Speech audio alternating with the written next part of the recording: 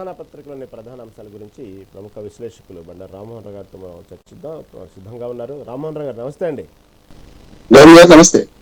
రామ్మోహన్ రావు గారు, తెలంగాణ రాజకీయాలు ఒక పక్క ఎప్పటికప్పుడు వేడివేడిగా చూస్తుంటే ఒక రకమైనటువంటి రసోత్తర వాతావరణం కనబడతా ఉంది. ఇటు పక్క రాజకీయాలు, ఇటు పక్క హాట్ కామెంట్స్, ఇటు పక్క నోటీసులు, సిటీ విచారణలు, ఈ సమయంలోనే వచ్చినటువంటి మున్సిపల్ ఎన్నికలు రాబోతున్నాయనే వాతావరణం ఒక పక్క అయితే, అసలు ఈ నైని గనుల వ్యవహారం బాగా తెర మీదకి వస్తూ ఉంది. ఎవరు చూసినప్పుడు ప్రతిపక్షాలన్నీ ఈ నైని గనుల మీదే మాట్లాడుతూ ఉన్నారు. వాటాలలో గొడవలు వచ్చినాయి రాష్ట్ర మంత్రివర్గంలో, అందుకే ఒక్కసారిగా వీళ్ళందరూ బయటపడ్డారు.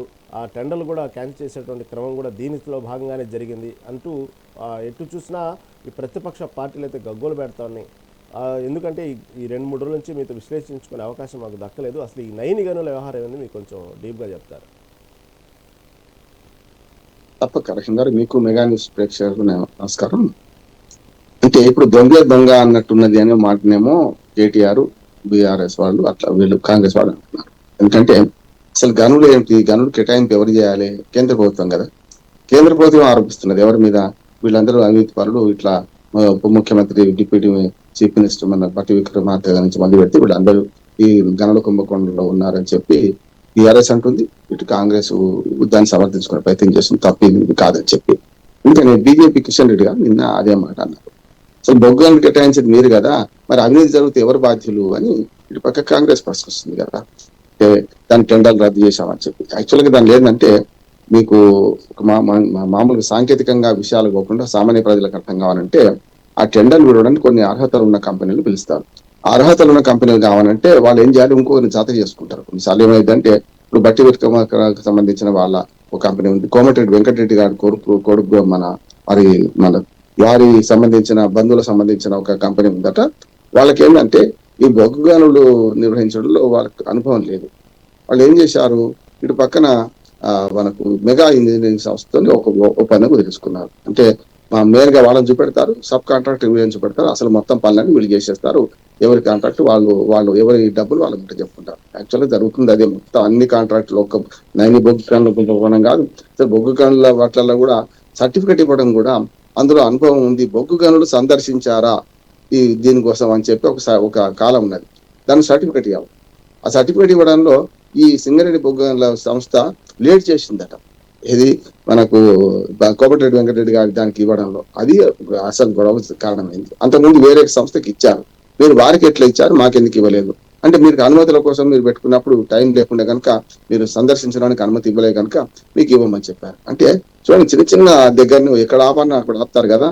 కొన్నిసార్లు ఆఫీసర్ బాగానే ఉన్నా అటెండర్ మనం అడుగుంటాడు కలవకపోవడానికి, కలవనీయకపోవడం, రాజకీయ నాయకుడిని కానీ లేకపోతే ఆఫీసర్ని కానీ. ఇక్కడ కూడా ఏంది, నైని బొగ్గు కుంభకోణంలో ప్రధానంగా ఏంటంటే సర్టిఫికెట్ దగ్గర కూడా వచ్చింది. దాంతో మొత్తం ఎండిని ట్రాన్స్ఫర్ చేస్తామని చెప్పడం, బెదిరించడము, ఇవన్నీ చేశారు రాష్ట్ర ప్రభుత్వం ఆధ్వర్యంలో అని చెప్పి ఒకటి ఉన్నది. సింగరేణిలో 49% ఏమో కేంద్ర ప్రభుత్వం వాటా ఉన్నది, 51% రాష్ట్ర ప్రభుత్వం వాటా ఉన్నది. ఇప్పటి నుంచి కాదు, నిజాం స్థాపించింది సింగరేణి కాల్సింది నిన్నటిది వాడిది కాదు. ఖమ్మం నుంచి మొదలుకొని మందమర్రి, ఆదిలాబాద్ జిల్లా మూల దాకా ఇదంతా వ్యాపించి 4 ఉమ్మడి జిల్లాలు వ్యాపించున్నది. వీటిలలో ఈ కుంభకోణాలు ఎప్పటి నుంచి జరుగుతున్నాయి, కొత్త ఏం కాదు. అసలు ఓపెన్ కాస్ట్ బొగ్గు గనులలో ఒకటి ఉన్నది. అట్లాగే ఏంటంటే మనకు ఎక్కడైతే మనకు బొగ్గు బాగా వెళ్తుందో అక్కడ బొగ్గు నాణ్యతను బట్టి కూడా దానికి డిమాండ్ ఉంటుంది. ఉదాహరణకు అసలు మనం చాలా వరకు విదేశీ బొగ్గు దిగుమతి చేసుకుంటాం. దీనికి బూడిద శాతం తక్కువ ఉంటుంది. మన సింగరేణి మొత్తం బొగ్గు అంతా బూడిద శాతం ఎక్కువ ఉంటుంది. దానిలో కూడా గనుల దానిలో వేరే ఇప్పుడు మన దగ్గర కంటే వేరే రాష్ట్రాల్లో ఉన్న ఒరిస్సా రాష్ట్రం ఇప్పుడు నైని బొగ్గు గనులు ఉన్నది. అక్కడి నుంచి తీసుకుంటే కొంత నాణ్యత ఎక్కువ బొగ్గు ఎక్కువగా ముడిపోతుంది కదా అని మనం చూస్తారు కదా. ఇంకోటి, ఆ లోకల్ లీడర్ నుంచి మొదలుకొని ప్రతి దానిలో కూడా మీకు వాటాలు లేకుండా నడుస్తలేవు. అసలు కాంట్రాక్ట్ తీసుకున్న సంస్థ ఎక్కడో ఏ పని చేయదు, 5వ సంస్థ 4వ సంస్థ ఈ పనులు చేస్తుంటాయి. అన్నిటిలో ఈ బొగ్గంలో మరింత ఎక్కువ అంటున్నాను నేను. ఇందులో అవినీతి గ్యారెంటీ ఉన్నది. ఈ అవినీతి ఏం చేసిండ్రు అంటే, ఒక కంపెనీకి లాభం చేయడానికి నేను చెప్పిన సర్టిఫికెట్ల నుంచి వాటికి కొంచెం లేట్ చేయడం, తర్వాత చేయడంతో ఇప్పుడు ఆరోపణలు రావడంతో కేంద్ర ప్రభుత్వం ఏం చేసింది, ఆ బొగ్గు గనుల కేటాయింపును టెండర్లు రద్దు చేసింది. ఇది మొదటికి వచ్చింది కదా మళ్ళీ. కనుక ఇప్పటి నుంచి ఏం చేయాలి, మళ్ళీ మొదలు పెట్టాలి. ఈ కుంభకోణం జరుగుతున్న క్రమాన్ని గమనిస్తే నాకు అనిపిస్తుంది అంటే దీని మీద కేంద్ర ప్రభుత్వం శ్వేతపత్రం విడుదల చేయాలి. ఒకటి వాళ్ళ బాధ్యత కనుక. 2 ఏం జరిగింది, ఏం జరగబోతుంది అనేది.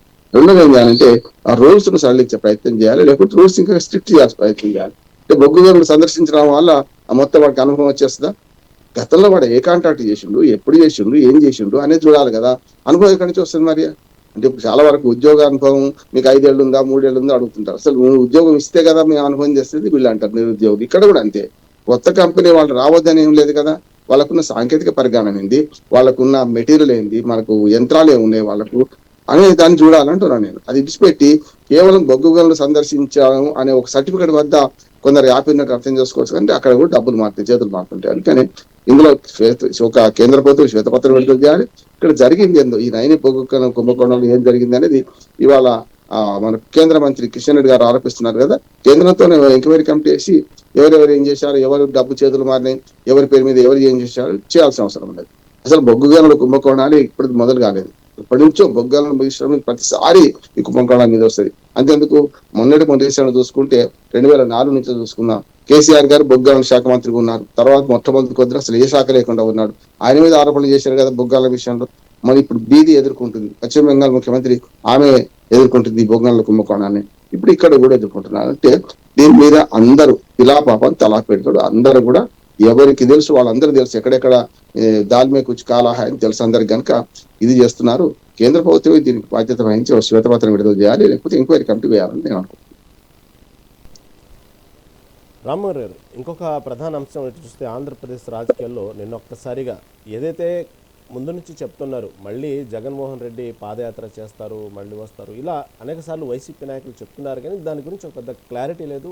ఏదైనా జరగవచ్చు, ఎందుకంటే ఇప్పటికే కేసులతో ఉక్కిరిబిక్కిరి అవుతున్నారు. ఒక్కోసారి అసలు జగన్ అరెస్ట్ ఖాయమంటే ఒక్కోసారి మనం వార్తలు చూస్తూ ఉంటాం, దానికి సంబంధించి ఢిల్లీ నుంచి వార్తలు వచ్చినాయి అంటూ ఉంటాం. ఇలా అనేక రకాలుగా వైసీపీకి సంబంధించినటువంటి ఆ పార్టీని ప్రొటెక్షన్ చేసుకునే పనిలోనే నిమగ్నమైంది ఇటీవలి కాలంలో చూసుకుంటుంటే. కానీ ఈ జగన్మోహన్ రెడ్డి పాదయాత్ర చేస్తారు అనేటువంటి విషయం కేవలం నాయకుల నోట్ల గుండా రావటం, అంటే చేస్తారని కూడా కాదు, చేస్తే బాగున్నది ఇలాంటి వార్తల నేపథ్యంలో నిన్న జరిగినటువంటి ఏదైతే కార్యకర్తలకు సంబంధించినటువంటి నాయకుల మీటింగ్లో వైఎస్ జగన్మోహన్ రెడ్డి కుండలు బద్దలు కొట్టినట్టు చెప్పడం జరిగింది. నేను సంవత్సరంన్నర తర్వాత మళ్ళీ పాదయాత్ర ప్రారంభిస్తాను, ఎక్కువ ప్రజలతోనే మమేకం అవుతాము అంటూ చెప్పడం జరిగింది. ఇప్పుడు ఒక్కసారిగా జగన్మోహన్ రెడ్డి ఆంధ్రప్రదేశ్ రాజకీయాల్లో మళ్ళీ పాదయాత్ర చేస్తారు అనేటువంటి విషయం ఇప్పుడు బాగా హైలైట్ అవుతుంది. అంటే పాదయాత్ర చేయడం హైలైట్ అనే దాన్ని ఎందుకు తీసుకోవాలంటే చూసాం గతంలో పాదయాత్ర వల్ల రాజకీయాలు ఏ విధంగా మార్పులు చెంది పాదయాత్రలు చేసిన తర్వాత అధికారంలో పార్టీలు ఎలా వచ్చినాయి అంత మనం చూసాం. గతంలో రాజకీయాలన్నీ కూడా ఇదే విధంగా జరిగినాయి. కాబట్టి ఈసారి అంత ఇంపాక్ట్ ఉండిద్దా? ప్రస్తుతం ఉన్నటువంటి కూటమి ప్రభుత్వం ఉన్నటువంటి పరిపాలన ఏ విధంగా ఉందో మనం చూస్తున్నాం. ఈ క్రమంలో మళ్ళీ జగన్మోహన్ రెడ్డి పాదయాత్ర చేస్తే దాని ప్రభావం ఉండొచ్చా? గతంలో లాగా పూర్వవైపు మళ్ళీ వైసీపీ పార్టీకి వచ్చే అవకాశాలు ఉన్నాయంటే ఏమంటారు? రెండు విషయాలు గమనించాలి. రాజకీయ పార్టీలు తమ అభిప్రాయాలను ప్రజాభిప్రాయంగా మలుచుకోవడానికి వీలుగా పాదయాత్రలు చేయొచ్చు, ప్రజల్లో బహిరంగ సభలు పెట్టవచ్చు, రకరకాల ఏదైనా చేయొచ్చు. వాళ్ళ హక్కునేది అది మన ప్రజాస్వామ్యంలో ఒక రకంగా మనకు చట్టం కూడా అనుమతిస్తుంది. కానీ సమస్య ఎక్కడ వస్తుందంటే ఓటుకు మధ్య ఏం జరగాలో ఆలోచించకుండా నేను అధికారం రావాలి అనే మాటతోనే సమస్య. ఎందుకంటే ఒక 5 ఏళ్ళ అధికారంలో ఉన్నప్పుడు ఇంకో 5 ఏళ్ళు మాదే, ఇంకో 10 ఏళ్ళు మాదే అని విరవిగుతారు విధానం. ఇది రాజకీయ నాయకులు కానీ అధికారంలోని పార్టీ కానీ. ఏమవుతుంది, ప్రజలు తిరస్కరించి బండకేసి నెలకేసి కొడతారు, అప్పుడు మళ్ళీ మొదటికి వస్తారు. ఆంధ్రప్రదేశ్ రాజకీయాలు చూడండి, ప్రజలు 2020 మ్యాచ్ ఆడుతున్నారు. ఒక 5 ఏళ్ళు మొదటి కూటమి ప్రభుత్వాన్ని అనుకున్నారు. చాలా తక్కువ మెజార్టీ కూడా పెద్దగా ఇవ్వకుండా 101 సీట్లు మాత్రం అప్పుడు ఇచ్చి చేశారు. రెండోసారికి వచ్చేవరకల్లా ఒక ఛాన్స్ ఇవ్వండి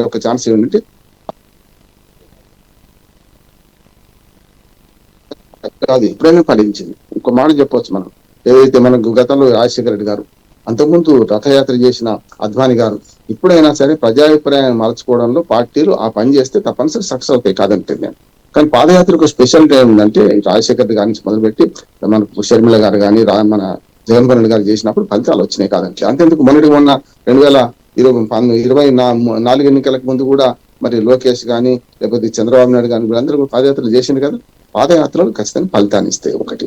కానీ విధానపరంగా మేము ఏం చేద్దాం అనుకుంటున్నాం, అక్కడ ఏం జరుగుతుంది అని చెప్పే ప్రయత్నం చేస్తున్నాం. ఎంతసేపు నన్ను అధికారంలో తీసుకురావాలని అంటున్నారు తప్ప ఏం జరుగుతుంది? ఉదాహరణకు మీ ల్యాండ్ టైటిలింగ్ యాక్ట్ మీద పూర్తిగా దుష్ప్రచారం చేసింది అప్పటి కూటమి పార్టీలని దుష్ప్రచారం చేసింది. అడ్డుకున్నారు. జగన్మోహన్ రెడ్డి కరెక్ట్, 2 తప్పులు అందులో.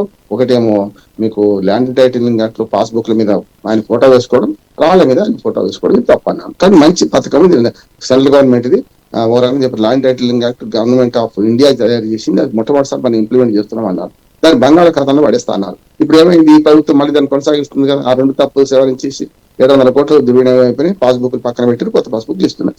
విధానపరమైన నిర్ణయాలు అది కరెక్ట్ అని అంగీకరించే ధైర్యము, ఆ ఆత్మస్థైర్యం ఉందా ఆ పార్టీలకు? ఇప్పుడు కూడా అంతే, పీపీపీ విధానం కరెక్ట్ కాదని మన జగన్మోహన్ రెడ్డి అంటున్నారు. మెడికల్ కాలేజీలు ప్రైవేటీకరణ చేస్తా అంటున్నాడు. నేనేమంటున్నాను అంటే ప్రైవేటీకరణ తప్పు అని అంటున్నాడు కదా, మీరు వస్తే ఏం చేస్తారు చెప్పండి, మేమే డబ్బులు ఇచ్చి కడతాము అంటే ఆల్టర్నేట్ ప్రపోజల్ లేకుండా మేము ఈ తప్పు జరిగితే ఈ తప్పుకు ప్రతిగా మేము ఇది చేస్తాం వస్తే అని లేకుండా సరైనది కాదు. రెండోది ఏంటంటే ఎంతసేపు అసెంబ్లీకి పోని వాడు రేపు పొద్దున ప్రజలకు ఏం సాధిస్తారు? అసెంబ్లీ రికార్డ్ అవుతుంది కదా, అసెంబ్లీకి పోతలేరు. నిన్న అయ్యన్న పాత్రుడు గారు ఒక స్పీకర్ల సదస్సులో స్పష్టంగా ఒక ప్రకటన చేశారు. ఏమనంటే అసెంబ్లీ రాని వాళ్ళను జీతాలు కట్ చేస్తే ఎట్లా ఉంటుంది, దానికి చట్టం కావాలంటున్నాడు. చట్టం ఆల్రెడీ ఉంది, న్యాయవాదిగా చెప్తున్నా, చట్టం ఆల్రెడీ ఉంది. ఏంటంటే 60 రోజులు వరుసగా హాజరు కాకపోతే, వరుసగా మనం మాట్లాడుకున్నాం అంటే వరుసగా 60 రోజులు అంటే ఏంటి, ఓసారి 10 రోజులు, ఓసారి 15 రోజులు, ఓసారి 20 రోజులు జరిగిన సమావేశాలు అన్ని కలిపి 60 రోజులు కలిపితే ఒక్కరోజు కూడా ఆ మొత్తం సమావేశాలు హాజరు కాకపోతే అనర్హత వేటు పడుతుంది. ఉన్నది కదా, సర్పంచ్కే 15 రోజుల ఊళ్ళో లేకపోతే మనకు ఇన్ఛార్జ్ ఇచ్చిపోవాలి, ఎవరు ఉప సర్పంచ్కి ఇచ్చిపోవాలి, వైస్ మండల్ ప్యారెంట్స్ కానీ వైస్ జిల్లా పరిషత్ చైర్మన్ ఎందుకు పెట్టుకుంటారు వీళ్ళందరినీ? దానికోసం. అదే ముఖ్యమంత్రి లేదు, డిప్యూటీ మినిస్టర్ అనేది ఎక్కడా కూడా మీకు చట్టంలో లేదు. మేము చెప్పిన లోకల్ గవర్నమెంట్స్ అన్నింటిలో ఉంది, వైస్ మున్సిపల్ చైర్మన్ ఉంటాడు, చట్టబద్ధత వాళ్ళకు ఉన్నది. డిప్యూటీ మినిస్టర్ అని డిప్యూటీ చీఫ్ మినిస్టర్ అని చట్టబద్ధత లేదు. కనుక ఇక్కడ ఏం చేయాలి, మీరు పోయినప్పుడు కూడా సెలవు పెట్టి పోవాలి కదా. అందుకని సెలవు అవకాశం ఉంది చట్టంలో. ఈ 60 రోజులు వరుసగా అసెంబ్లీకి హాజరు కాకపోతే, అసెంబ్లీ కానీ పార్లమెంట్ కానీ చట్టం పదవి భూతలోనే ఉంది, ఇవన్నీ ఉన్నాయి.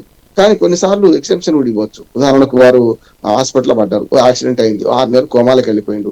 అటువంటిప్పుడు చట్టాన్ని యాక్సిడెంట్ దాంతే మీ ప్రాణం పోతున్నా సరే మీరు అసెంబ్లీకి పార్లమెంట్కి రమ్మని చెప్పడానికి వీల్లేదు కదా, అట్లాంటిది ఉన్నది. ఇవాళ జగన్మోహన్ రెడ్డి గారు పాదయాత్ర చేస్తున్నట్టు గతంలో షర్మిల గారు కూడా అన్ని జగన్ విడిచిన బాణాన్ని చేసింది. పాదయాత్ర చేయడానికి ఎవరు వద్దన్నారు. ఆయన కూడా వైస్ పనికి ఏం చెప్పిండు, కార్యకర్తలంతా రేపు పాదయాత్ర చేస్తారంటే హైప్ క్రియేట్ చేసింది. ఏమైంది చివరికి ఆయన తేల్చేసింది ఏంటంటే సంవత్సరం ముందు సంవత్సరంన్నర అన్నాడు. నా ఉద్దేశం ఏంటంటే 2029 ఎన్నికలు, 2028 మొదటి నుంచి మొదలు పెడతారంటే ఇంకా 2 ఏళ్ళు ఉంది. ఢిల్లీ బహుదూర్ హై.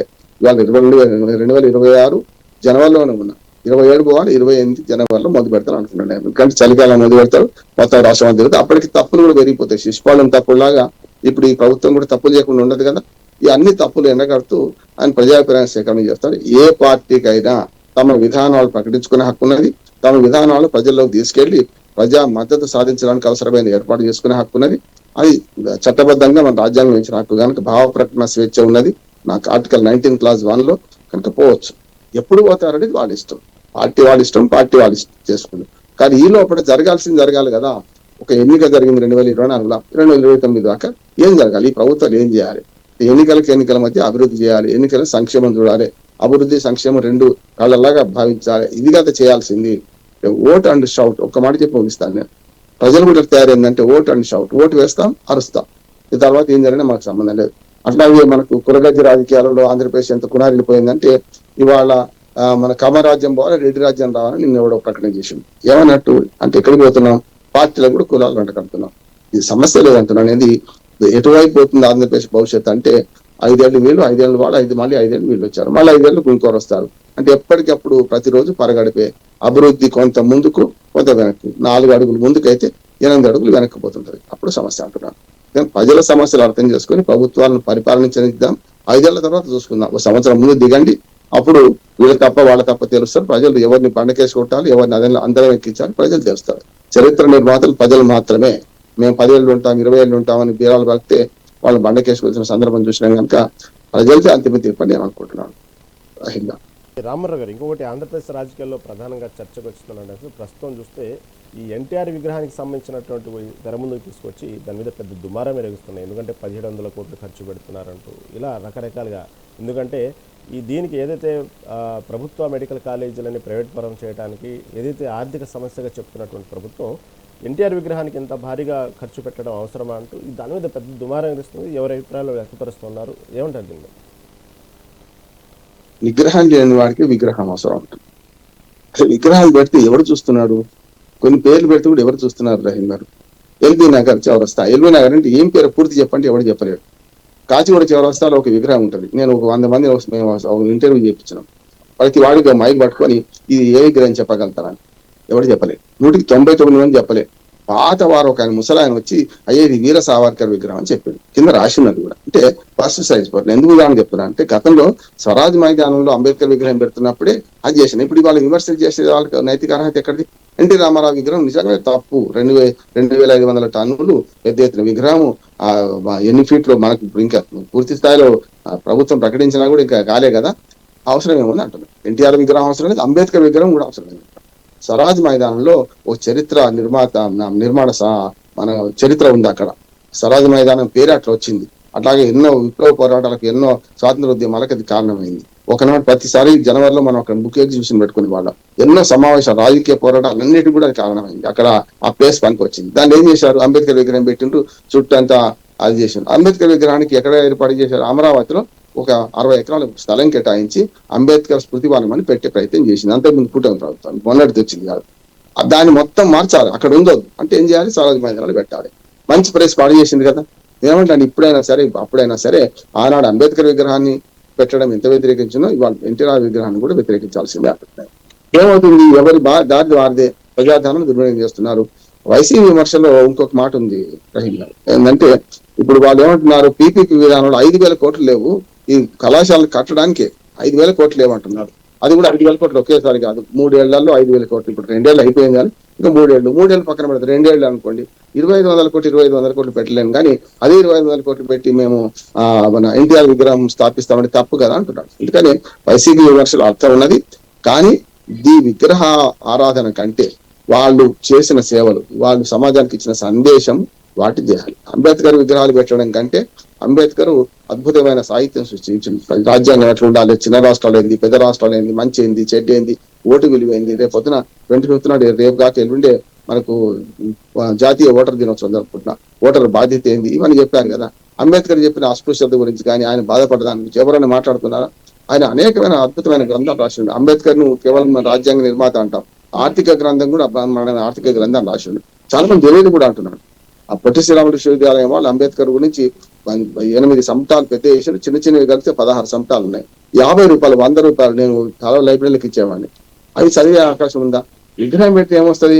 అంబేద్కర్ గురించి తెలియని వాళ్ళు ఉంటారు. కానీ అంబేద్కర్ ఏం చేసిండు, ఏ బోధనలు చేసిండు అని తెలియని వాళ్ళు చాలా మంది ఉన్నారు. మహాత్మా గాంధీ కావచ్చు, అంబేద్కర్ కావచ్చు, ఇవాళ ఎన్టీ రామారావు కావచ్చు, ఇంకెవరు, రాజశేఖర రెడ్డి కావచ్చు, ఎవరైనా కానీ అంటే ఈ కులాలకు అంటగట్టి దాన్ని అంటే దీన్ని అంటే దాన్ని అని పోటీలు పెట్టుకొని చేస్తున్నారు. విగ్రహాలు అవసరం లేదు అంటున్నారు. ఆ డబ్బులు పెడితే అద్భుతంగా అభివృద్ధి సాధించవచ్చు. ఇవాళ ఆంధ్రప్రదేశ్ రాష్ట్రం ముందుకు పోవాలంటే పెట్టుబడి చాలా అవసరం ఉన్నది. దావోస్ సదస్సులు ప్రయత్నం చేస్తున్నారు, వృధా ఖర్చు పెడుతున్నారు. అంటే అయ్యగారి సంపాదన అమ్మగారి పసుపు కుంకుమ అన్నట్టు వీళ్ళ షోకులు తెలుసుకోవడానికి, లేకుంటే వీళ్ళ నాయకులను పెద్ద చేయడానికి మాత్రమే చేస్తున్నారు. ఎన్టీ రామారావు విగ్రహం పెట్టినా పెట్టకపోయినా, అంబేద్కర్ విగ్రహం పెట్టినా పెట్టకపోయినా వాళ్ళ విలువ ఏం తగ్గదంటున్నారు. ఇంకొక ప్రధానమైన అంశం ఏంటంటే, అంతర్జాతీయ వార్తలకు వచ్చేటప్పటికి ఇటీవలి కాలం మనం వింటున్నాం గ్రీన్లాండ్ విషయం. ఈ విషయంలో ట్రంప్ యొక్క వ్యవహార శైలి మనం చూస్తున్నాం. దానికి కౌంటర్గా రష్యా అధ్యక్షుడు పుతిన్ ఏం చెప్తున్నాడో మనం ప్రచారం. అసలు ఏంది గ్రీన్లాండ్ విషయంలో ఏంది అంత పట్టుదల ఏంది? అసలు గ్రీన్లాండ్ యొక్క వ్యవహారం ఏంది? చాలా మందికి అర్థం కాని ప్రశ్న. ఏమంటారు? ట్రంప్ ఏమంటున్నాడు? మంచి ముక్కను తీసుకుంటే మీకేంది అంటున్నాడు. ఎంత అధ్వానంగా మాట. మంచి ముక్కను తీసుకుంటే మీకేందంటే, నేను పక్క దేశాన్ని మేము కవలించుకుంటాం, మనం చేసేసుకుంటాం అంటున్నారు. ఇక్కడ 55,000 మంది, 60,000 లోపే ప్రజలు ఉన్నారు. నా సామ దాన భేద దండోపాయాల ద్వారా మేము దాన్ని సాధిస్తాం అంటున్నాడు. ఇప్పుడు సామం పోయింది, దానం పోయింది. దానం అంటే దానం కూడా ఉంటుంది. ఏమంటున్నారంటే $1 లక్ష నుంచి $10 లక్షలు ఇచ్చేస్తా 55,000 మంది కొనుక్కుంటా అంటున్నాడు. ఒకటి మంచి ముక్క అంటున్నాడు. మంచి ముక్క మీకెందుకు కానీ?